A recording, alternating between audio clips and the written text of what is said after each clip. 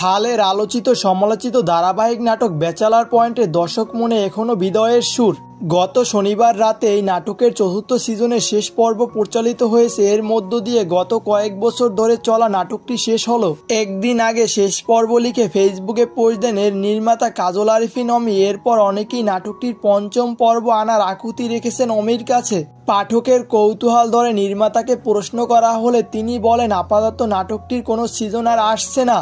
পঞ্চম সিজন নিয়ে আপাতত কোনো পরিকল্পনা নেই, আর একটা সিজন নিয়ে পরিকল্পনা করতে গেলে তো লম্বা সময়ের প্রয়োজন।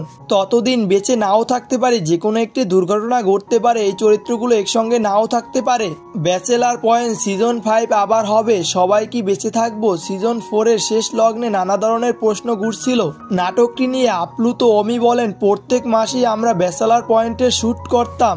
দর্শকদের যেমন দেখতে অভ্যাসে পরিণত হয়েছিল, আমরাও তেমন কাজ করতে একটা অভ্যাসে পরিণত হয়েছিল।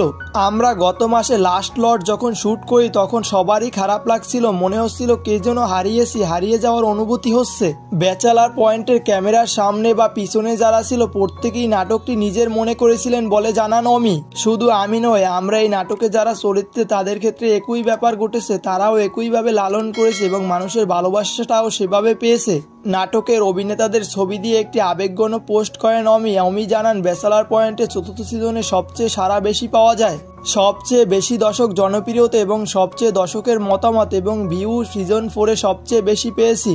বিভিন্ন রেকর্ডের অংশীদার হয়েছি। ব্যাচেলার পয়েন্টের প্রতি এপিসোড মানুষের আপন করে দেখে। এটা আমাদের জন্য অন্যরকম একটা ভালোবাসা, যেটা আমরা ভাষায় প্রকাশ করতে পারবো না। আমরা খুবই কৃতজ্ঞ, এটা আমাদের জন্য আনন্দের। নাটকের প্রিয় চরিত্র তাদের রসায়নের সমাপ্তি নিয়ে অমি বলেন, কাবিলা, রোকেয়া ও ইবা এই তিনটি চরিত্রই আমার ভীষণ প্রিয়। কাবিলা ভালোবাসে রোকেয়াকে, রোকেয়াও ভালোবাসে কাবিলাকে। এক সময় বাস্তবতায় কাবিলা মুগ্ধ হয় ইবার প্রতি, ইবারও ভালো লাগে কাবিলার সাথে কাটানো মুহূর্তগুলো। সবকিছু কেমন যেন এলোমেলো হয়ে গেল। সবাই সবার মনের ইচ্ছার মতো সবকিছু করতে পারলে ভালো হতো, কিন্তু তা তো আমরা করতে পারি না। কাবিলা, রোকেয়া এবং ইবা ওরাও হয়তো বা পারবে না ওদের মনের ইচ্ছা পূরণ করতে। আর এই নাটকটি কাজল আরিফিন অমির মাথায় আসার পিছনের গল্প তিনি জানান এভাবে, একটা মেসে থাকা কয়েকজন ব্যাচেলর ও তাদের আশেপাশে কিছু চরিত্রের দৈনন্দিন জীবনে নানা গল্প, ঘটনা এবং হাস্যরসের মাধ্যমে ফুটিয়ে তোলা হয় ব্যাচেলার পয়েন্ট। নাটকের বেশ কিছু চরিত্র যেমন জনপ্রিয়তা পেয়েছে, কিছু চরিত্রের মুখ কিছু আপত্তিকর সংলাপও তেমন সমালোচিত হয়েছে। তো বন্ধুরা, আজকের আমার এই ভিডিওটা এই পর্যন্তই ছিল। আপনাদের কাছে এই ভিডিওটা কেমন লেগেছে অবশ্যই কমেন্ট করে জানিয়ে দিবেন।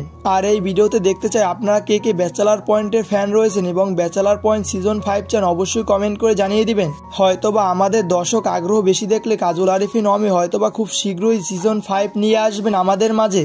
আর ব্যাচেলার পয়েন্ট নিয়ে নিত্য নতুন আপডেট পেতে চাইলে অবশ্যই চ্যানেলটিকে সাবস্ক্রাইব করে পাশে আসা বেল আইকনটি বাজিয়ে দিতে পারেন। তাহলে আমি চেষ্টা করব সত্যকার নিউজগুলো আপনাদের মাঝে উপস্থাপন করার জন্য। তো ভালো থাকবেন, দেখা হবে পরবর্তী কোনো ভিডিওতে। আল্লাহ হাফেজ।